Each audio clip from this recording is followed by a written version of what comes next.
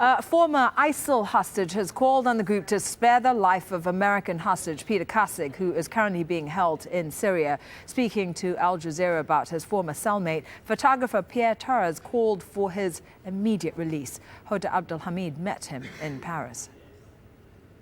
He was released in April after 10 months in detention in Syria. Pierre Torres is a French photographer who was captured in June 2013 near the town of Raqqa. I was walking towards the city centre. A car stopped. 5 armed masked men grabbed me. It all started there. I was transferred from place to place. That's how I met the other 3 French hostages, Peter Kasig and the others. We spent about 4 months in detention together. Peter Kasig is a young humanitarian worker from Indiana who was taken hostage a few months later in Deir ez-Zor in eastern Syria.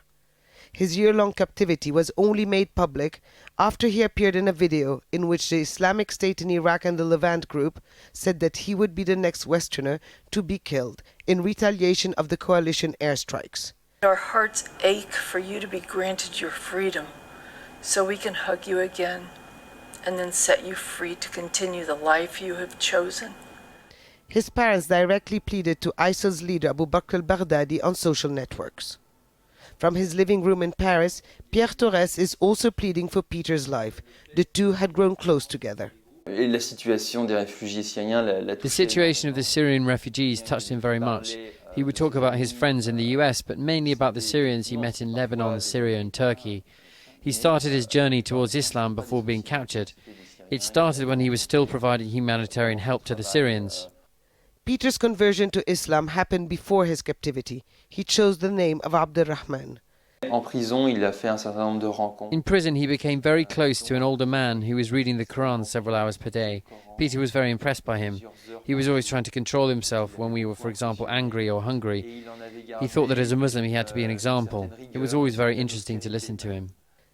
Peter Kasig is the 5th Western hostage since mid-August whose life has been directly threatened by ISIL.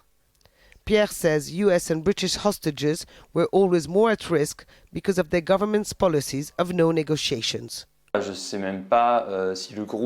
don't know whether the group tried to carry out negotiations for his release.